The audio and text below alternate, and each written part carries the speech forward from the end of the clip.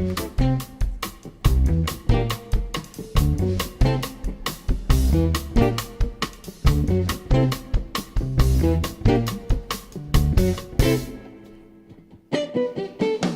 el profesor titular de la Cátedra de Toxicología, Farmacología y Bioquímica Legal de la Facultad de Bioquímica y Ciencias Biológicas de la Universidad Nacional del Litoral. Soy Gustavo Penasino, me dedico a la genética forense, hago pruebas de ADN.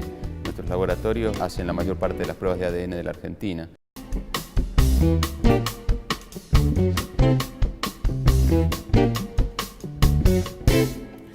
Bueno, es realmente un placer volver a conversar con el doctor Penasino, dado que tiene mucha experiencia en este tema de genética forense. Muchísima gente ha escuchado hablar de genética. Menos gente ha escuchado hablar de forense, y mucho menos de genética forense. A tu criterio, ¿cómo definirías la genética forense? Bueno, quizá igual en los últimos años se ha ido popularizando el término, porque en casi toda película, inclusive casi toda novela, tiene un ADN de algún hijo no reconocido o algo así, o que el hermano y la hermana y demás. O sea, creo que en los últimos años se ha hecho muy frecuente el hablar de genética forense. Yo creo que para definirlo podríamos decir que es un área de la genética que se aplica a la justicia. Un área muy pequeñita dentro de todo lo que es la genética, ¿no? Sí, desde luego, pero hay disciplinas ayudantes como la estadística poblacional, la matemática forense. ¿Todo eso contribuye también a la genética forense? Claro. Yo la semana pasada estuvimos en unas jornadas latinoamericanas que se hicieron en México y mi charla era justamente eso, era el enfoque multidisciplinario de las pruebas de ADN. O sea, todas las profesiones, que son alrededor de 20, según el conteo que hicimos, que tienen relación con la genética forense. O sea, es tan multidisciplinario que abarca una enorme cantidad de profesiones. Sí, ya no era solamente la genética, ¿no? Ahora exactamente. Muchas otras disciplinas. Además es un equipo de trabajo, no es porque antiguamente se imaginaban al forense en su laboratorio, él solo haciendo cosas con su mano, y hoy ya eso casi no existe. Perfecto. Y supongo que habrán charlado en ese congreso sobre cómo está ubicada la genética forense en el mundo. Yo quiero preguntarte, ¿cómo está desarrollada o hacia dónde tiende y cómo estamos en Argentina? Bueno, primero, a nivel mundial se ha ido a lo largo de los años. Nace, diría, a estos fines, más o menos hacia los años 90. Y de ahí en más ha ido mejorando la estandarización. Y esa estandarización de los métodos hizo que todos hagamos casi lo mismo, o sea, con más o menos equipamiento se llegan a los mismos resultados. O sea, hoy día un resultado que se obtiene en mi laboratorio es el mismo que se obtiene, el mismo en todo, hasta numéricamente, al que se obtiene en un laboratorio del FBI o de cualquier lugar del mundo. Hemos llegado a un nivel de estandarización que nos permite hacer eso. De todas maneras, vemos bastantes diferencias entre los distintos países, sobre todo en la capacitación de los recursos humanos, porque el equipo se compra, digamos, es una cuestión a veces meramente política, de decidir comprarlo, pero lo que no se puede hacer tan rápido es capacitar. Entonces, esa capacitación es lo que está fallando y lo que, bueno, tratamos modestamente dentro de lo que podemos de resolver. Sí, sí. Nosotros también participamos en esas líneas de control de calidad interlaboratorios, internacionales, ¿no es cierto? Para, bueno, como vos decís, para poder que un resultado de acá sea exactamente igual a uno afuera, dado que se hacen pericias y contrapericias. O sea, la otra parte dice, bueno, yo quiero también saber que mi laboratorio o el que yo elija haga lo mismo y que dé lo mismo, ¿no? Sí, yo creo que eso ha sido un paso importante. Sí, aparte es muy bueno lo que hacen ustedes de dar como materia de grado también esos aspectos, porque van formando futuros profesionales que van a salir bueno, con un aprendizaje previo. Claro, esa era la pregunta. ¿En Argentina cómo estamos respecto de eso? Bueno, la cuestión universitaria, la verdad es que no muy bien, porque hay muy pocas universidades que dan esa formación. Casi todo se basa en cursos de posgrado. Nosotros dictamos cursos de posgrado, otros colegas también, o sea, se hacen más que nada una formación de posgrado. Inclusive en nuestra fundación tenemos un sistema que hacemos pasantías y algún tipo de actividad relacionada con esta área, ¿no? Sí, yo creo que eso... Bueno, uno está en el tema y le gustaría, por supuesto, que fuera lo mejor, pero creo que hace falta también incentivar eso, en que, por lo menos nosotros desde el punto de vista de la universidad, que la academia avance fuertemente en esas áreas. Sí. ¿No? Sí, es algo que se va a lograr con los años también. Todo lo que es formación no puede ser inmediato, es algo que va desarrollándose y hay que empezar ahora para que dentro de unos añitos se empiecen a ver los resultados. Y es tan multidisciplinario lo nuestro que tiene que ver también con formar a los jueces, fiscales y el personal judicial, porque si bien no le vamos a enseñar cómo hacer un estudio adentro del laboratorio, le tenemos que explicar de la manera en la que se entiende un informe, porque el juez tiene un estatus superior al del perito, o sea, el juez es el que toma la decisión de si ese informe que hicimos nosotros está bien o está mal. Entonces, si no sabe nada sobre el informe y se limita a mirar la conclusión, no tiene no adquiere la capacidad de establecer si está bien hecho o no. Entonces, bueno, también dictamos cursos y jornadas y demás en ese ámbito. Esa capacitación, digamos, que es muy importante del lado de la justicia, lo tengan, ¿se dicta únicamente en Buenos Aires? No, dictamos, inclusive acá en Santa Fe hay también el Colegio de la Magistratura tiene unas áreas relacionadas con pericias y esto, y cada tanto damos alguna charla relacionada con ese aspecto, ¿no? con las pruebas de ADN. Sí. Vos tuviste en casos muy importantes como, modestamente, como la AMIA, la Embajada de Israel, el accidente aéreo del APA. ¿Cómo fue evolucionando ese conocimiento, esa experiencia que uno va adquiriendo, ¿no? Sí, los primeros estudios que se hicieron a nivel mundial en desastres en masa fue aquí en el atentado de la Embajada de Israel, que fue en el año 1992. Ahí tuvimos la suerte de poder cooperar, en algo tan desgraciado como eso, en la identificación de los restos humanos. Recién en ese momento se comenzaban a publicar lo que se llaman STRs, las zonas variables típicas de la genética forense, que son estos STRs. Vamos a hablar en alguna charla que daremos aquí en Santa Fe. Ese tipo de análisis se comenzó a usar a nivel mundial recién en esa época, y entonces ahí pudimos aplicarlo a estos estudios. Todo en forma manual, o sea, obviamente no existía ningún equipamiento, ningún tipo de metodología previamente validada, o sea, tuvimos que hacer un trabajo de validación previo y luego hacer los análisis de los restos humanos para poder identificarlos. Sí, yo me acuerdo que se habían cometido una serie de errores totalmente producto de la inexperiencia. Sí. O sea, ¿eso mejoró después con la AMIA? Sí, hubo muchos errores, sobre todo en la etapa de recolección de la muestra hasta el ingreso al laboratorio, que en realidad es la parte clave. Aún hoy esa es una parte clave, porque si en la escena del crimen no está bien colectado el material, y acá viene otra área de la capacitación a las policías, a los peritos que van a la escena del crimen, a los criminalistas y demás, si no está bien hecha esa parte, por más que la muestra se haga bien, o tratemos de hacerla bien dentro del laboratorio, la prueba no va a servir.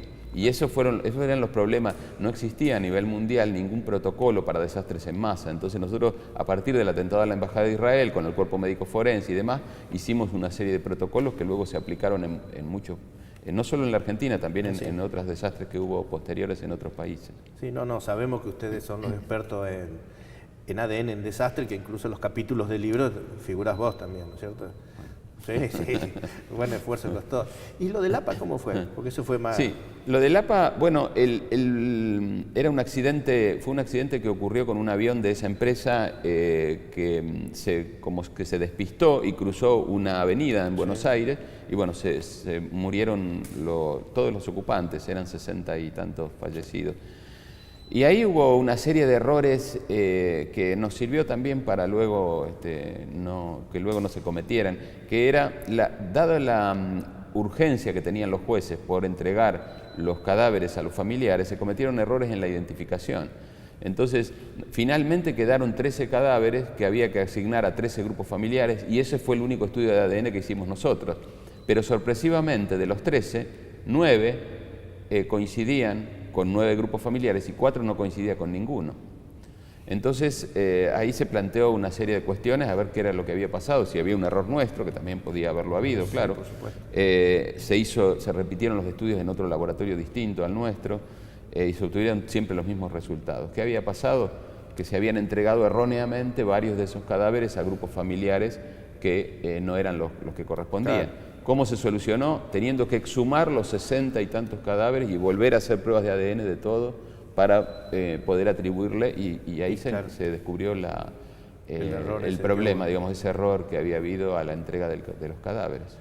Y en el futuro de la genética forense, ¿qué se necesita? ¿Qué puede proveer la universidad, las instituciones, los grupos intercontinentales de trabajo? Sí. ¿Qué podemos proveer? Lo principal es la capacitación. Diría que la capacitación es más importante que los aparatos. Yo trabajé algunos años en la policía y me acuerdo que había un jefe que decía, ¿para qué quieren hacer cursos si tienen los equipos que hacen todo el trabajo? Entonces, bueno, es difícil con ese razonamiento poder capacitarse y continuar trabajando en esto. De todas maneras, esto parece medio burdo planteado así, pero mucha gente opina parecido. Dice, bueno, ahora hay equipos tan buenos que no necesitan gente. Bueno, no, gente que sepa se necesita igual. Sí. Es más, diría que aún más, porque hay que entender el resultado que da el equipo, hay que interpretarlo y hay que saber utilizar eso en un caso judicial real. Claro. Entonces, todo esto requiere la capacitación de las universidades y de todas las instituciones que tienen esa área como prioritaria, como ser la universidad, ¿no? Sí, lo que estamos en el tema hemos ido viendo cómo ha ido progresando los trabajos, sí, el trabajo manual, digamos, al principio era bien manual, después automatizado, a lo mejor, ¿hacia dónde va eso? Sí. ¿Vamos, sí, ¿van a prescindir de los peritos? No, es cierto que cada vez estamos más cerca de necesitar menos manualidad, o sea, claro, menos actividad humana, pero los que actúan tienen que estar cada vez más capacitados. De todas formas, es cierto que ha ido evolucionando hacia una automatización. Al principio todo se hacía manualmente, los geles y todo lo que hacíamos era hecho en casa. Claro. Ahora se ha hecho todo mucho más caro, pero mucho más eficiente también. Antes era impensado que, como analizamos hoy, que son 80 a 100 muestras por día, antes para hacer 80 muestras tardábamos 2 meses o 3 meses. Entonces, ha ido mejorando toda la tecnología para favorecer esto. Y lo próximo que se viene es verle la cara a una persona a partir de una mancha en la escena de un crimen. O sea, estudiar el ADN de tal manera que uno pueda reconstruir el rostro de esa persona con la mancha nada más, sin sí, testigos ni nada. Eso ya es. Parece ciencia ficción, sí, pero no es. O sea, ya están dándose los primeros pasos. Sí.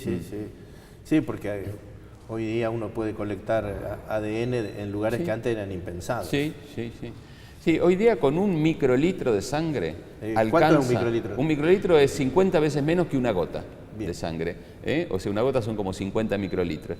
Así que un microlitro de sangre permite obtener una prueba de ADN completa. Y eso que uno ve en la televisión, en la televisión no tanto porque eso es una ficción, pero en la realidad que exhuman un cadáver después de tantos años, como caso famoso en la Argentina y últimamente, ¿qué posibilidades hay de reconstruir el ADN bien, o sea, factible, digamos? Afortunadamente en los últimos años los cadáveres de 10 o 20 años de antigüedad funcionan bien y podemos obtener buenos resultados. Esto es porque la matriz ósea tiene guardadas células que no llegan las bacterias a degradar ese ADN. Entonces, si nosotros destruimos esa matriz ósea y extraemos el ADN de esas células, tenemos material genético en buena condición. Así que hoy día, con unas poquitas células, 4 o 5 células, ya podemos tener un estudio de ADN del cadáver. Y los tejidos se guardan en cubos de parafina. Sí. ¿Cierto? Los tejidos de las operaciones, oncología y demás se claro, guardan. Que muchas veces hay que guardarlo muchos años y para casos legales como herencias, por ejemplo, uno lo solicita para hacer un ADN ahí, Sí. dado que la persona está fallecida hace muchos años. ¿Qué recuperación hay dentro de los tacos de parafina? Bueno, lo de los tacos de parafina tiene dos problemas. Uno es de tipo técnico, que es si los tejidos son fijados con formol. El formol es muy malo para el ADN y lo que hace es combinarse químicamente con el ADN y esa combinación hace que sea no analizable. Nos hacen la pregunta a la inversa, bueno, pero entonces no se puede analizar un tejido parafinado. Sí se puede, porque nosotros lo que hacemos es seccionarlo y obtener muestras de adentro, digamos, de lo que haya llegado menos al formol, lo tratamos de retirar. Y el otro problema que tiene es la autenticidad, o sea, la certificación de autenticidad, porque no sirve que la persona vaya al hospital y lleve al juzgado ese taco, porque no queda la certeza de lo que se llama la cadena de custodia. ¿Qué pasó desde que se le extrajo ese material al individuo hasta que aparece en el juzgado el material? Entonces, tiene que estar todo muy bien certificado para que sea válido desde el punto de vista de la autenticidad. El tema de genética forense es un tema que a la gente le interesa y es muy importante llevar claridad en lo que sucede, porque siempre se hacen fantasías, siempre la gente presume por lo que ve en la televisión que es una cosa muy simple, la hacen fácil, y yo creo que hay que darle la verdadera importancia que tiene este tema.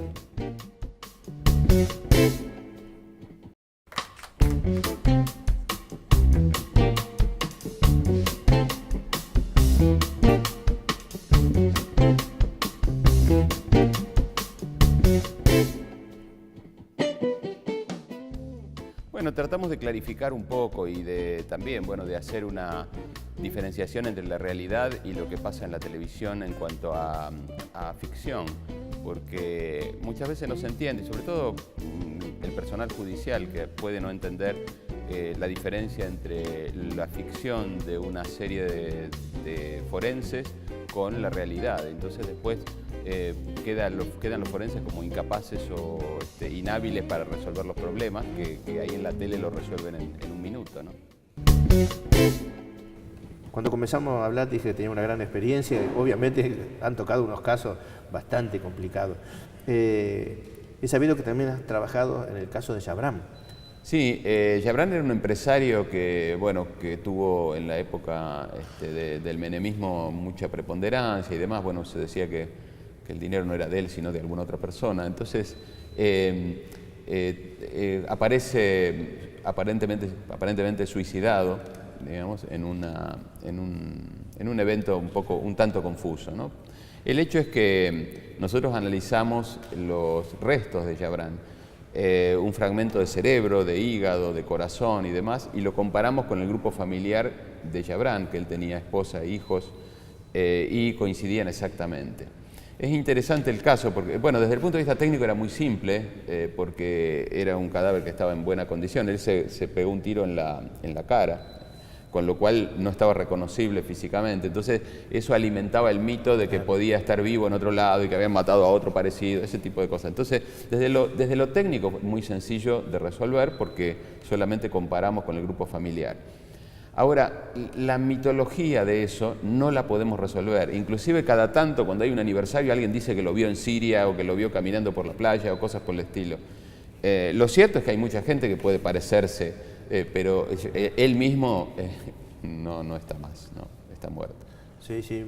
Me acuerdo que una vez diste una charla de eso y terminaste así. Y dijiste, algunos piensan que Yabran está vivo, y la mayoría levantó la mano. Sí, es que es cierto. Y lo que me llamó la atención es que diste un paso atrás y te pegaste en el pizarrón, así como diciendo, no puede ser si le mostré, porque mostraste todas las muestras, la cantidad de muestras que se tomó, los ADN, todo, exacto. Pero así todo. Exacto, es una cuestión mental, pero eso pasa con muchos casos, o sea, aun cuando se resuelvan, podemos ver un caso muy reciente, el del fiscal Nisman. Sí. Aun cuando alguien diga algo, por ejemplo, diga o demuestre, para no decir diga, demuestre técnicamente que se suicidó, pongámosle, va a haber mucha gente que va a decir, no, lo mataron. O al revés, si alguien dice, no, lo mataron, va a decir, no, se suicidó. Entonces, ese tipo de cosas, digamos, de percepciones que no tienen que ver con la demostración con pruebas, eso existe permanentemente. Sí, sí, eso es. El dicho dice que cuando la realidad choca contra las creencias, siempre triunfan las creencias. Sí, sí, es así. Sí, Es así. y eso es difícil de trabajar con la justicia, de que entiendan que nosotros tenemos una velocidad de trabajo, una forma de trabajo, y que no muchas veces la justicia lo reclama, Sí. ¿cierto? Y son lentos. Nosotros estuvimos trabajando con la gente de España, con un centro forense de España, y ellos un ADN les llevaba un mes hacerlo. Uno quiere que se resuelva ya, Sí. pero... Sí, nosotros tenemos dos tipos de plazos. Si el caso no es urgente, unos 20 días hábiles, y si es urgente, 7 días hábiles. Pero hay muchos laboratorios que tienen otro tipo de procedimientos, me refiero a otro tipo de organización. El resultado final es el mismo en ambos, pero tiene que ser el mismo, pero demoran bastante más. Sobre todo en laboratorios oficiales hay algunos que demoran hasta 6 meses o incluso más. Bueno, acá en Santa Fe, dentro del Poder Judicial, las causas de filiación, 1 año tardan. Claro. O sea, cuando ves al niño ya tiene bigote. Y sí, ya está grande, chico. Ya está grande, pasó 1 año. Sí, y bueno, algún consejo para los que trabajamos en eso, o para los que están interesados, algo que nos pueda animar.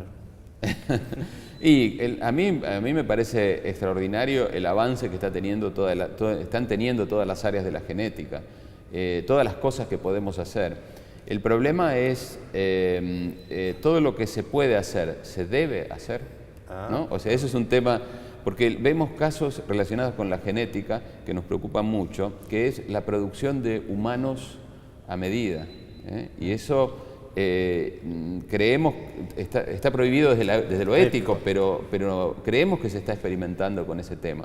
Creemos que se está experimentando. Y hoy día ya es posible fabricar humanos con más músculos, fabricar humanos con más glóbulos rojos, genéticamente adaptados para hacer eso. Se hicieron experimentos con glóbulos rojos, con monos, a los cuales en vez de inyectarles eritropoyetina, estas cosas que es lo habitual, se les cambiaba un gen que producía los glóbulos rojos. Entonces tuvieron que sacrificarlos a los monos porque producían tantos glóbulos rojos que morían de un problema cardíaco porque la sangre se hacía más densa, ¿no? Ese tipo de cosas. Y todos esos experimentos, ¿quién nos asegura que no se usan en atletas o en otro tipo de situaciones? O que no hay algún preclaro presidente de algún país que dice vamos a producir un ejército entero de soldados que puedan levantar 100 kilos o 200 kilos de armamento.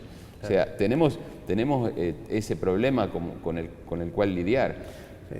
Sí, la ciencia siempre lidió con cosas periféricas así fuera. Digamos, con la frontera de la ética. Exacto. Pero bueno, creo que antes se podía matar a un individuo, cortarlo, hacerle un montón de cosas, como hemos visto históricamente que los humanos han hecho, pero no podían modificar la descendencia. Ahora modificamos la descendencia, ahora podemos modificar la especie humana de ahora en más, y eso es un tema que requiere un cuidado especial. Y queremos terminar la charla, pero nos dejaste asustado. Tendríamos que haber terminado con algo alegre. Pero bueno, te agradecemos mucho que hayas estado acá con nosotros. Siempre como dije antes, es muy interesante hablar con vos. Y bueno, esperamos volver a verte. Bueno, cuando gusten. A mí me encanta venir y juntarme con los amigos aquí como Jorge. Bueno, Así que, bueno, muchas gracias, Gustavo.